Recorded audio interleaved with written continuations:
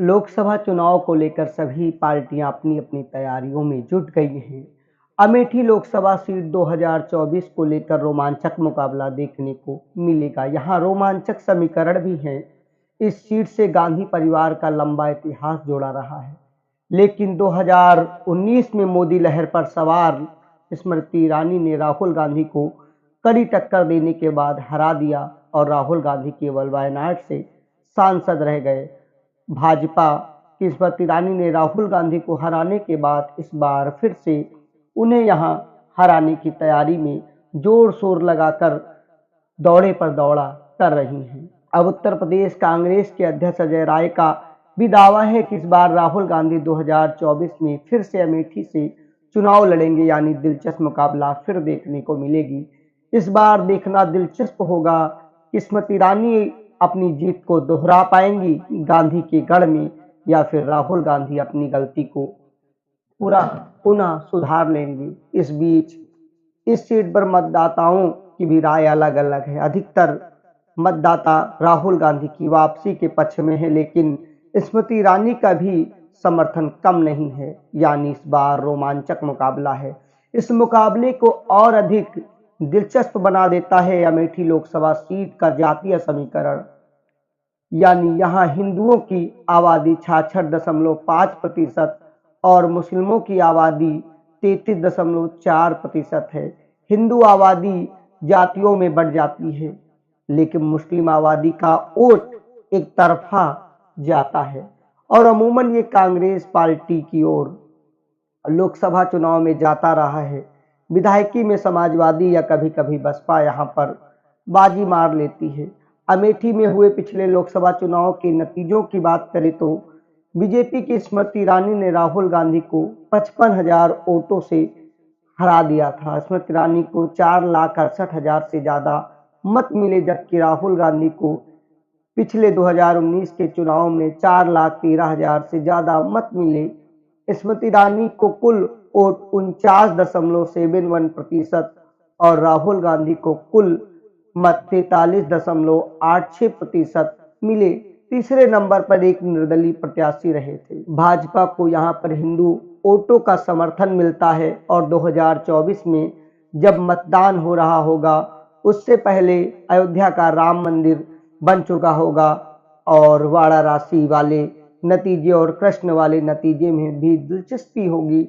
हिंदुत्व की लहर और इस समय लोकसभा चुनाव से पहले लोकसभा का सेमीफाइनल कहे जाने वाले 5 राज्य में से 3 हिंदी पट्टी के राज्य मध्य प्रदेश, छत्तीसगढ़ और राजस्थान को बीजेपी ने पूर्ण बहुमत के साथ कांग्रेस को हराते हुए जीत लिया है। इस सीट पर कांग्रेस और बीजेपी की कड़ी टक्कर देखने को मिलेगी।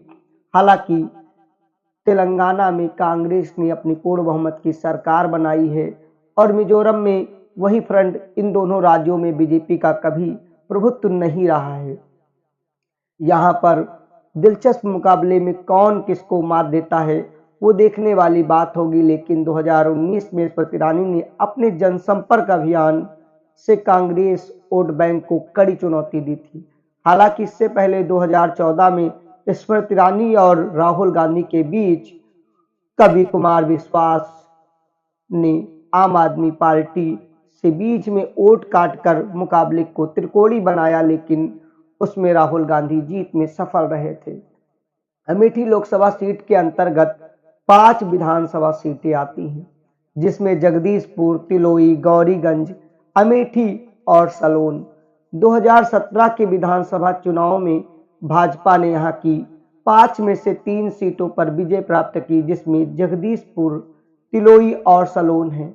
समाजवादी पार्टी ने 2 गौरीगंज और अमेठी सीटें जीती। 2022 के विधानसभा चुनाव में भी यही समीकरण बरकरार रहा, जिसका असर 2024 के लोकसभा चुनाव में दिखेगा, यानी साफ तौर पर यहाँ पर 50-50 होने के चांस हैं।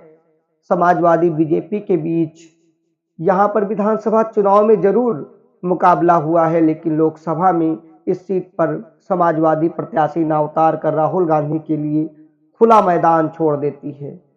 बहरहाल इस सीट के रोचक मुकाबले से अलग देखें तो ये 1967 में अस्तित्व में आई। तब से लेकर 2019 तक 3 लोकसभा चुनावों को छोड़कर हर बार कांग्रेस का ही यहाँ पर दबदबा यानी कब्जा रहा है। आपको बता दें कि 1977 में संजय गांधी के यहाँ से चुनाव लड़ने के बाद गांधी नेहरू परिवार के राजनीतिक वारिसों के लिए पॉलिटिकल डेब्यू वाली ये सीट बन गई और देश दुनिया में इसकी पहचान नेहरू गांधी परिवार के गढ़ के रूप में होने लगी। हालांकि पहला चुनाव संजय गांधी अमेठी से हार गए, लेकिन इसके बाद संजय गांधी, राजीव गांधी, सोनिया गांधी और फिर राहुल गांधी अलग अलग लोकसभा चुनाव में यहां से जीतकर दिल्ली की सत्ता में पहुंचे।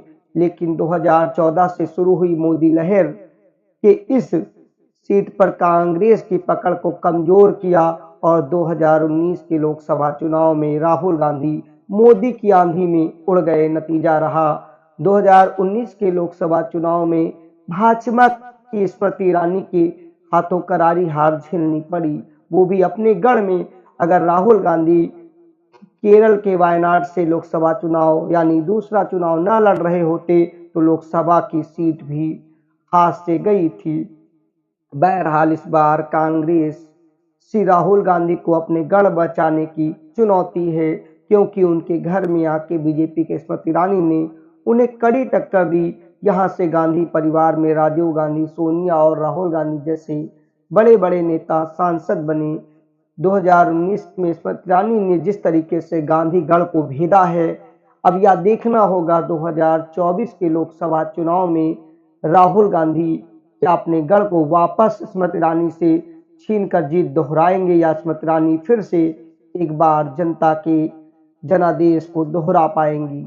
अमेठी लोकसभा निर्वाचन क्षेत्र 1967 में अस्तित्व में आया। गांधी नेहरू परिवार का गढ़ कहा जाने वाला संजय गांधी, राहुल गांधी सबके लिए ये पॉलिटिकल डेब्यू वाली सीट रही। 2013 में अमेठी की जनसंख्या 15 लाख के करीब थी। लोकसभा चुनाव 2024 को लेकर केंद्रीय मंत्री स्मृति ईरानी अपने संसदीय क्षेत्र अमेठी के लोगों का विश्वास जीतने का लगातार प्रयास करते हुए दौड़े पर दौड़ा करते जा रही हैं। यानी वो अपनी 2024 वाली जमीन को और भुरभुरा उर्वरा बनाते हुए उर्वरक के साथ काम की बात कर रही हैं। क्या अमेठी की जनता एक बार फिर से उन पर विश्वास जताएगी या फिर से राहुल गांधी को दोहराएगी? ये तो 2024 के नतीजे बताएंगे। लेकिन आपको इस सीट पर जितना मालूम है, अगर अमेठी के हैं तो अपनी राय कमेंट करिए। अमेठी की सीट पर आकर भी जब सर्वे करेंगे उसका नतीजा अलग होगा। बहुत से सर्वे देखे, लेकिन अपनी आंखों से, अपने माइक से किए गए सर्वे को ही हम आपके सामने लाने की कोशिश में रहेंगे। स्मृति ईरानी की सीट से आगामी आम चुनाव लड़ने की संभावना है। उन्होंने जून में अमेठी विकास यात्रा के हिस्से के रूप में अपने निर्वाचन क्षेत्र के दूर दराज के क्षेत्रों का दौरा करते हुए ये साफ कर दिया कि वो यहीं से फिर राहुल के सामने ताल ठोकेंगी।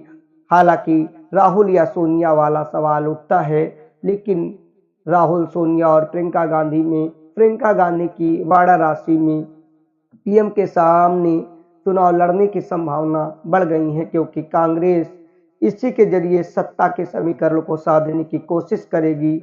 लेकिन क्या इस बार कांग्रेस अमेठी में कुछ नया करके कीर्तिमान स्थापित कर पाएगी या फिर 2014 और 19 की तरह 2024 भी कांग्रेस के हाथ से जाता हुआ दिखेगा? अपनी महत्वपूर्ण राय को लाइक, शेयर, सब्सक्राइब करते हुए अवश्य दीजिएगा। हमें इंतजार रहेगा। जय हिंद, जय भारत माता की। अपना ख्याल रखिए।